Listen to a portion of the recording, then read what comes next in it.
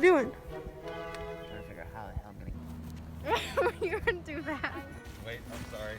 I'm wearing the jacket. And I'm preparing myself emotionally. oh, oops. Oh no. God.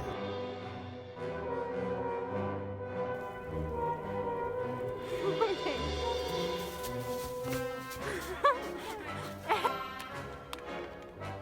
Oh, hold on.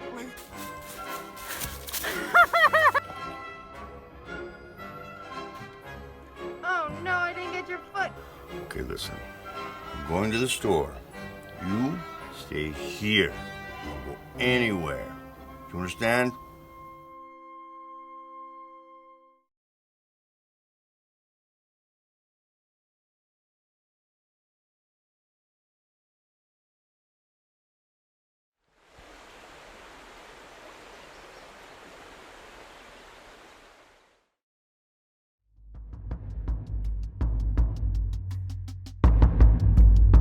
It's a standing offer from publishers in New York. The amount is incredible. For you to write your book. My story just requires something more. It needs a movie. Hey America, cheese gives food a new attitude that's sure to please. Give it the flavor of a bluegrass fest. Cheese gives all the recipes new zest. Give American food a new attitude with cheese.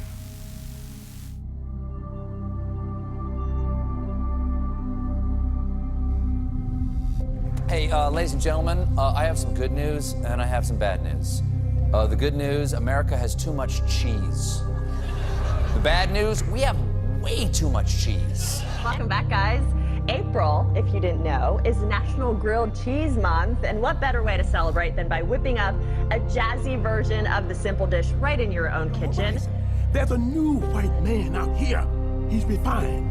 For example, did you know that the new white man loves gourmet cheese? Wait, I'm sorry. Did you say cheese? This is the world's largest cheese competition. If you win this contest, your product is going to take off. Experts say an overabundance of cheese here in the U.S. has created the country's largest stockpile of the stuff in more than 30 years. 64 slices of American cheese. 64. 63.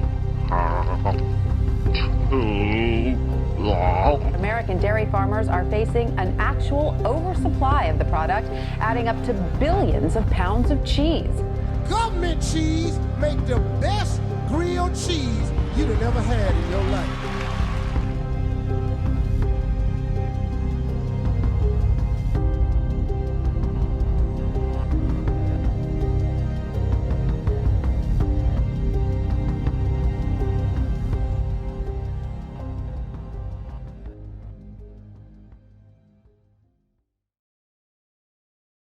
What is government cheese?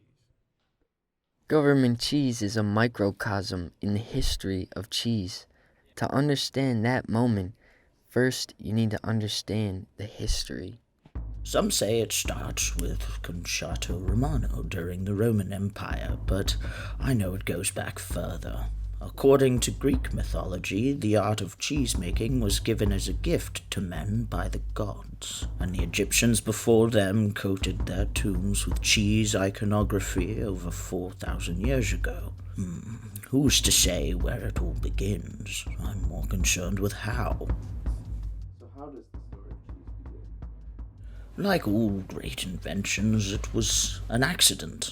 When men domesticated sheep 8,000 to 10,000 years ago, it is likely cheese was discovered by the practice of storing milk in containers made from the stomachs of the animals. From there, wherever that may have been, cheese spread to Africa, to Europe,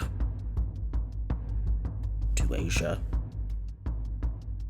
and eventually, in the 17th century, to the Americas. I believe it was the English Puritan dairy farmers who brought their knowledge of cheese-making with them from the Old World to the new English colonies. And with that, America got cheddar cheese. Naturally, it was the British responsible for cheese-making in America. The British are responsible for all the best things America's ever loved. The Beatles, the office, Labrador retrievers, and above all else, myself. Cheddar was one of the first cheeses to arrive in America, but certainly not the last. By the 19th century, the state of Wisconsin became the cheese-making capital of America. And in 1885, in a small farming town, came the birth of a new cheese. 2,827. Let that number sink in for a moment. That's the amount of commercial cheese factories in Wisconsin in 1922. Folks could simply not get enough of that stuff. America had an unrivaled passion for the dairy products. We may not have invented cheese, but god damn it, did we perfect it. Cheese has proved to be an American staple, and it's been there in times of need. In 1937, in the thick of the Great Depression, Kraft introduced boxed macaroni and cheese. For just 19 cents, you could serve a family of 4. American ingenuity. Barbaric. And those boxes served an even bigger purpose in the coming years when rationing amped up due to the Second World War. Take down every Robert E. Lee statue they got there in the Mississippi. Replace it with a big old bronze bust of a box of Kraft mac and cheese. That there is a true American hero. Powdered cheese is a travesty, but that's neither the first or the last time America has tampered with the sanctity of cheese. Cheese squares fit perfectly on shredded wheat crackers. After the Depression and World War II ended, Congress passed the Agriculture Act of 1949, establishing a formal price support system for farmers. One key feature this act had was giving the government the power to purchase excess products from American farmers, the most notable being wheat, corn, and of course dairy. And that's where I come in. Well, almost. I believe the year was 1977. The year Star Wars and Fleetwood Mac's rumors. The grand opening of the first Chuck E. Cheese in San Jose, California.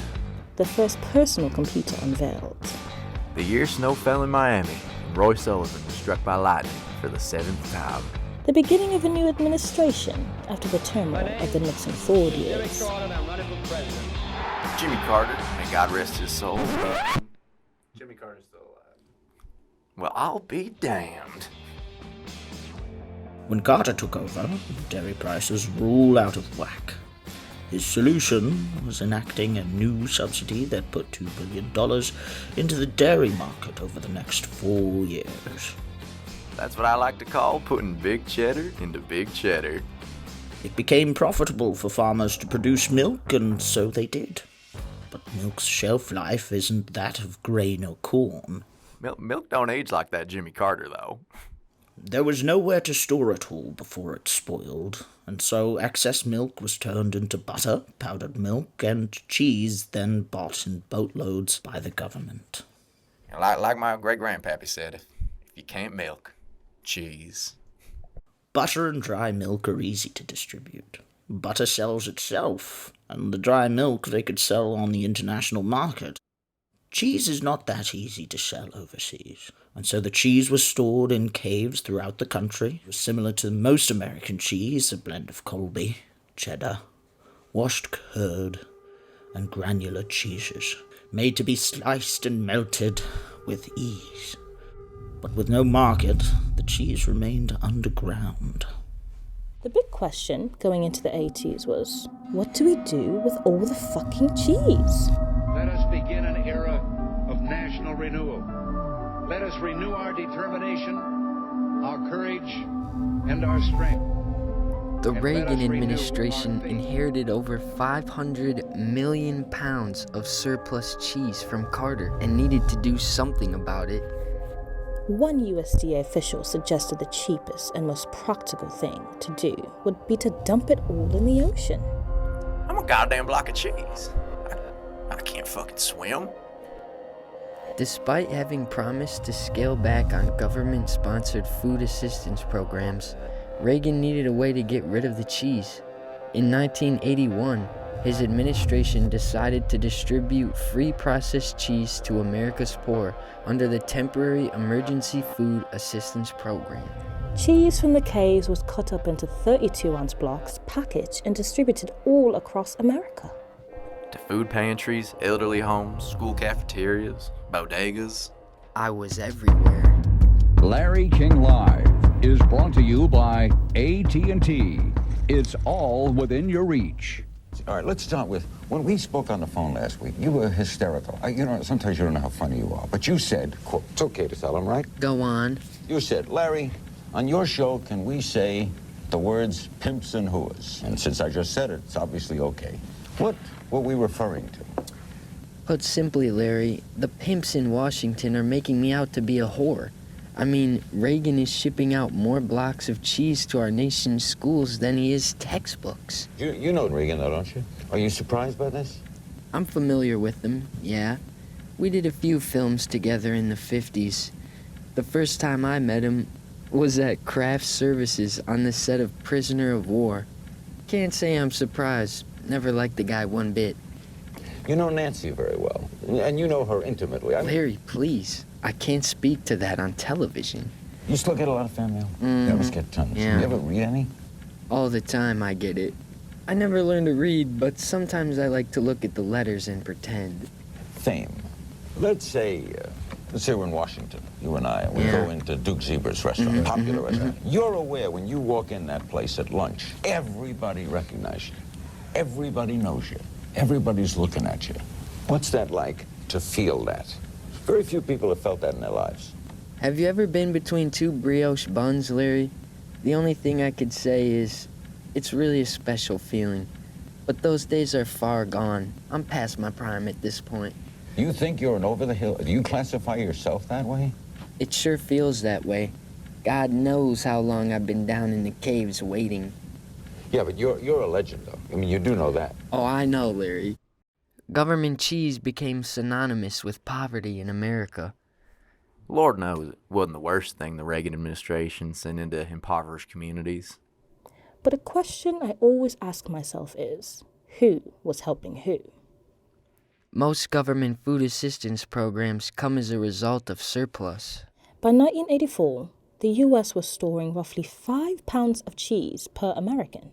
Every American had about a small baby's worth of cheese sitting in a cave somewhere. There was no choice involved. If you were poor and in need of food in the 80s, you got what you got. And what you got was cheese. The big cheese. In a country where about 36% of people are lactose intolerant, it makes no logical sense. But America ate the cheese. Some loved it, some hated it. But as quickly as government cheese came, it was gone. By the 90s, it was no longer profitable for the dairy farmers to produce at such high rates. The government was able to sell most of the cheese to private companies, and the stockpile shrunk for the time being. The most notable cheese-related occurrence at that time was the Clinton administration's creation of the Dairy Management Incorporation to help sell increasingly undesirable dairy products. So I say to you, as you look ahead, the issue is, what should we do now? While government cheese may have been gone, reality, it remained with America in spirit. You see, America's love for cheese didn't end in the 2000s. That love has only grown deeper, more tender. Finally, is a pièce de résistance, a very special value. Well, From 2000 to 2017, liquid milk consumption fell 24%, while cheese consumption rose 21%. But it's not the same old American cheese that the citizens are flocking to. In 1985, only 39% of cheese consumed was non-American. But by 2017, non-American cheese made up 56% of the total. Among those other cheeses, America's new favorite cheese? Me. The rise of mozzarella can be attributed to the increase in popularity of restaurant delivery and carry-out. Once viewed as an Italian specialty, Domino's and Pizza Hut helped to bring pizza into the mainstream. It's wrong, isn't it? But it feels so right. Then it's a deal? Yes, we eat our pizza. In 2019, the US pizza market was worth more than $45 billion.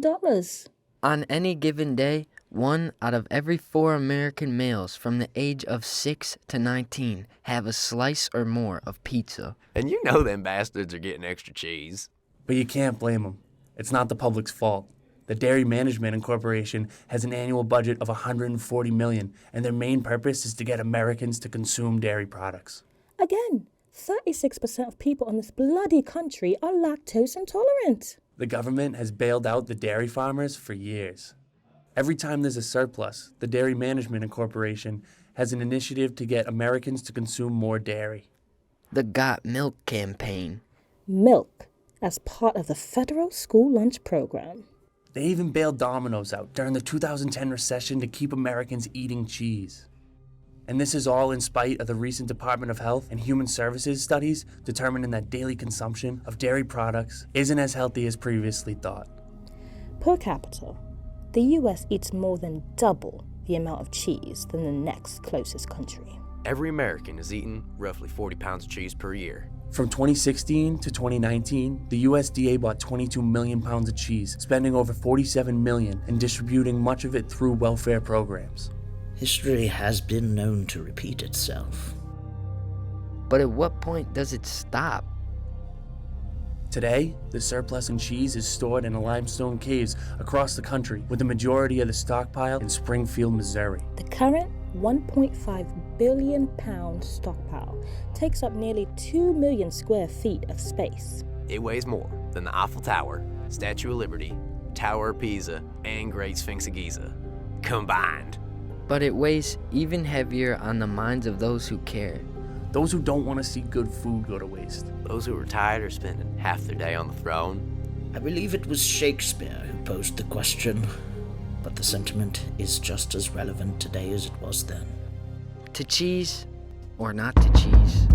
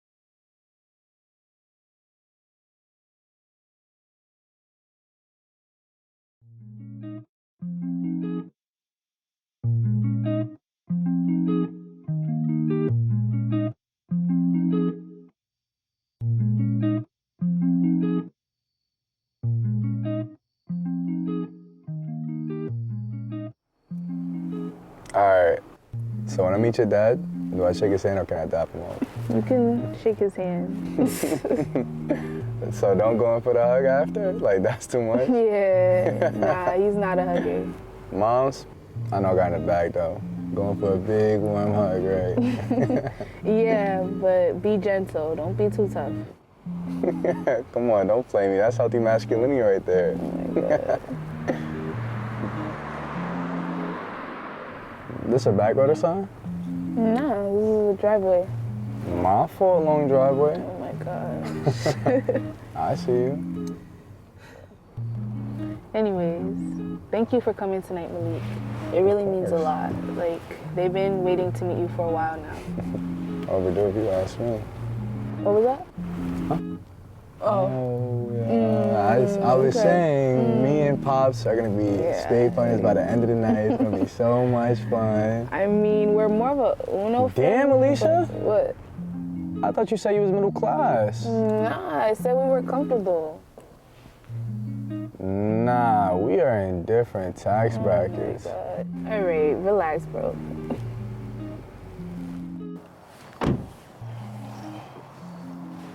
You okay? Alicia, I didn't know this was the vibe. I feel underdressed. You're not underdressed. Stop it. You look handsome. This does not qualify as handsome here. Malik, I'm telling you, you look good. Stop it. I should have brought an apple pie. I should have got edible arrangements.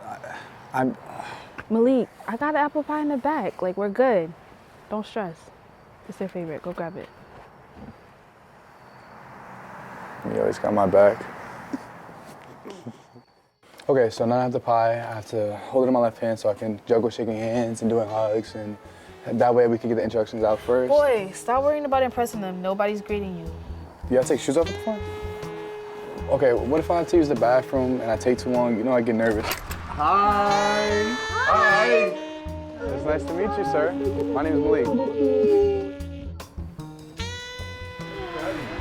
You must be Malik. Yes, ma'am. How you doing, baby girl? It's lovely to meet you, Mrs. Oh, Freeman. thank you for coming. We're so glad you came. Come inside, come inside.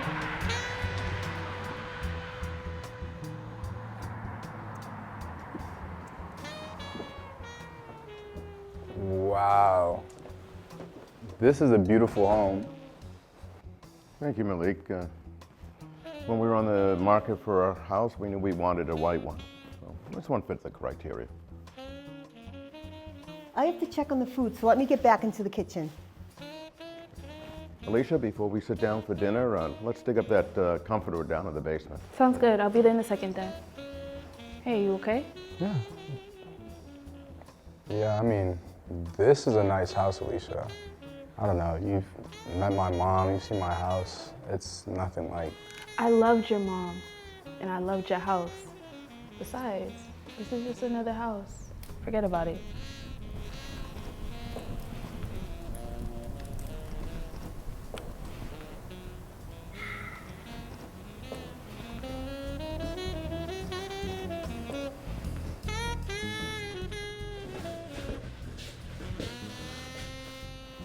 Malik seems nice.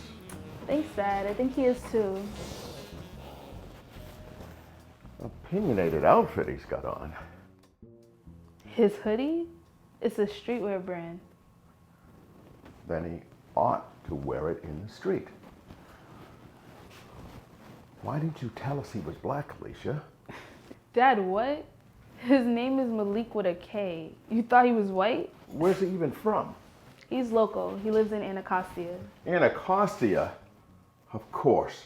The worst part of D.C. Why couldn't you pick a partner that has something to offer?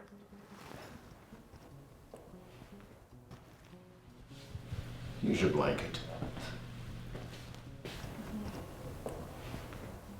You don't even know what you're talking about.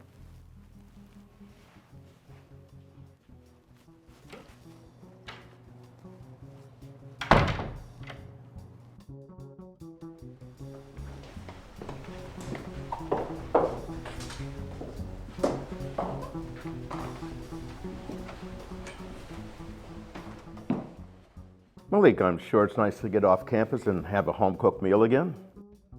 Yes, sir. It's a nice change of pace. I appreciate the hospitality. Does your family cook much? Depends. My dad's a good cook, but my mom, we just kind of order out and we get a lot of frozen food, so it's really not that much different from school. You mean your parents aren't together? Joseph. Dad. No, sir. Divorced? Yes, sir. That must be difficult. It was tough, but my parents gave it all they got, so I appreciate that. You think they did their best? How's school going for you two? You know, it's good. I do have 3 midterms coming up this week that I have to study for, though. One day after the other at that. You're strong though, babe.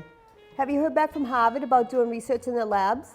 No, not yet, but I did talk to my bio professor about writing a letter of recommendation, so I should be good. Okay, that sounds exciting. I'm so proud of you. I love you. And she also is looking for an internship with Nat Geo. That one's unpaid, isn't it? Yeah, but conservation work is great too, and she loves that stuff. And she loves lab work. I bought her first lab coat when she was in elementary school, remember? Yeah, but Nat Geo is pretty cool too, Dad. So, you know, Malik is starting his student teaching in a couple of weeks. You're going into education? Malik, that's wonderful. What grade are you teaching? Are you planning anything more lucrative? 10th grade history. I'll be teaching at Dunbar High School. I went there myself, so it's kind of like a full circle moment for me.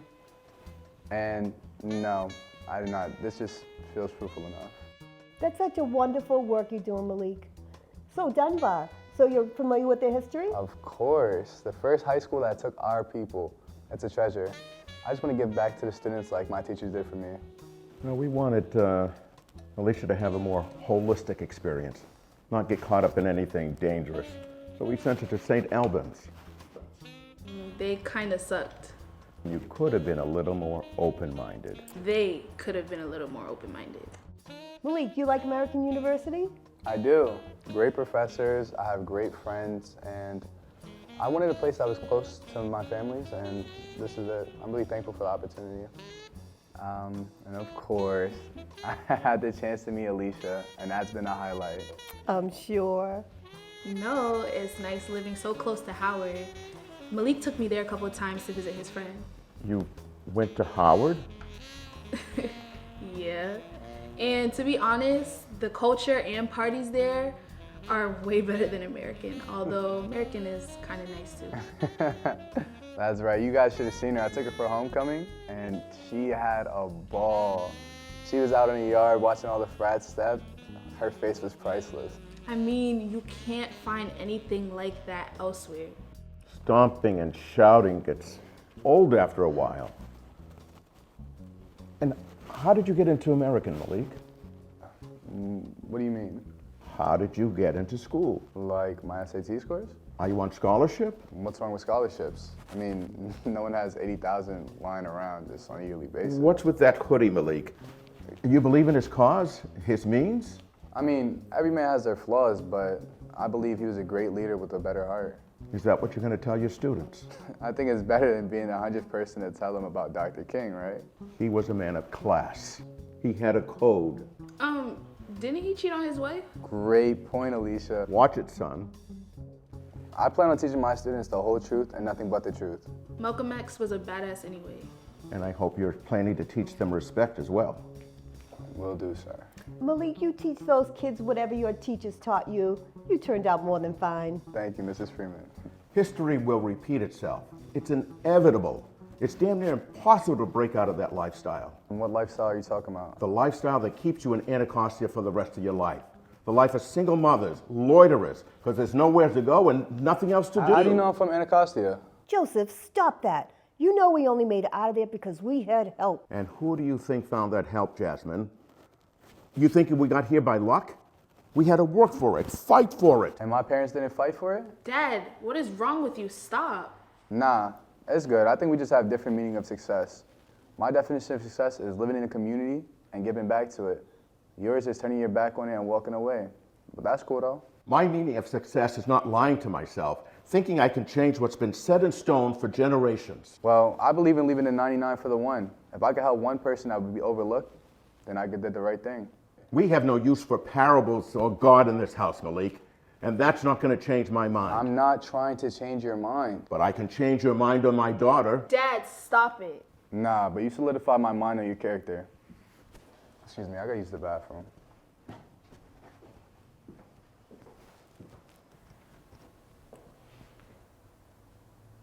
Why are you beating down on Malik, Dad?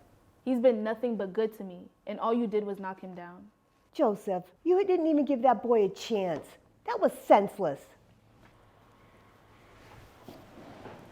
Leave it.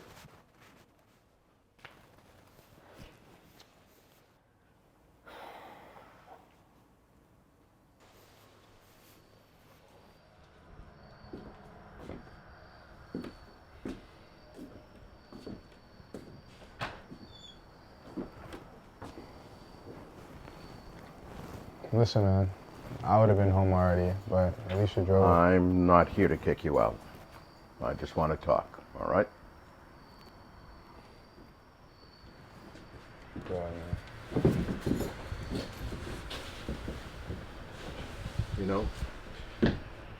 When I met Jasmine, I had nothing. The moment I had something, we moved. You know, I went to Dunbar myself. It's been so long ago that I only see the bad. You went to Dunbar? Class of '93. How'd you meet Jasmine? Yeah, she worked in an Italian restaurant near my campus. And I told her if she got with me, I'd serve her for as long as I could. And she would never have to work for a white man again. Listen, man, I see the bad too. You know, I don't want my mom looking over her shoulder when she's at the grocery store. But I see the good too. Like, you can't have one without the other, in the hood or in the suburbs. But this isn't even a suburb. This is just a gated community for you. You know, I just don't want to see my daughter struggling like I did. Neither do I, but you gotta give me the chance to rise up the ranks. Yeah. When I walked into that restaurant where Jasmine worked, I just locked in a job after college. I was so excited. I came in with speakers on my shoulders playing that lady from the Isley Brothers. You know the Isley Brothers? Man, I love them. You know them? That's funk right there, man. I appreciate everything they did. Wow. I got them on vinyl inside. You gotta let me hear that. Oh, Jasmine's gonna go crazy. All right, come on.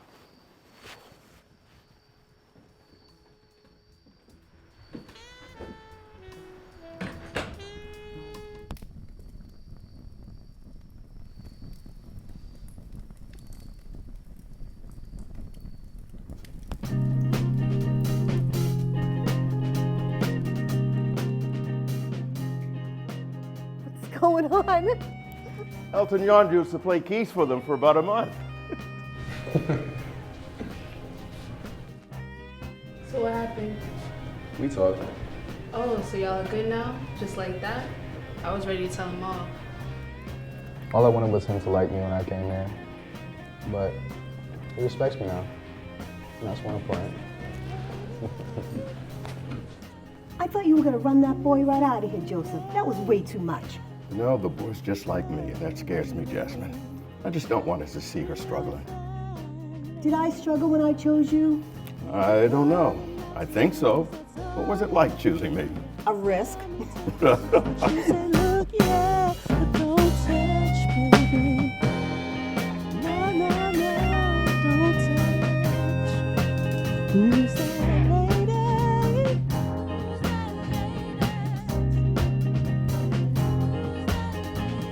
Beautiful lady, real fine lady. I would dance upon a string, any gift she wanna bring, I would give her any if she would just do what I say. Thank you, Mama Freeman, for a wonderful meal. It was delicious. Oh, you're welcome, Malik. And I'll make sure it's even better next time. Next time? Mm-hmm. It's the next time. You hear that, Alicia? I didn't scare them away. Yeah, not yet you didn't. Come on, let's go. Take care, you two. Thank you, Dad, for real. Love you, baby girl. Love you too. Night, Mr. Freeman. Take care, young man. Will do, sir.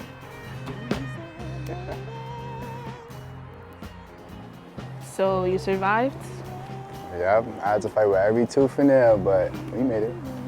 I'm sorry, love. I didn't mean for them to test you like that or anything. Nah, it's cool. We made it. I'll be back. You're coming back. I'll be back. Next time is game night, though. Game night? We playing Uno? I'm gonna give your dad 12 draw fours, because what he did was crazy. Word. Yep. I'm gonna get my lick back, though. Don't worry.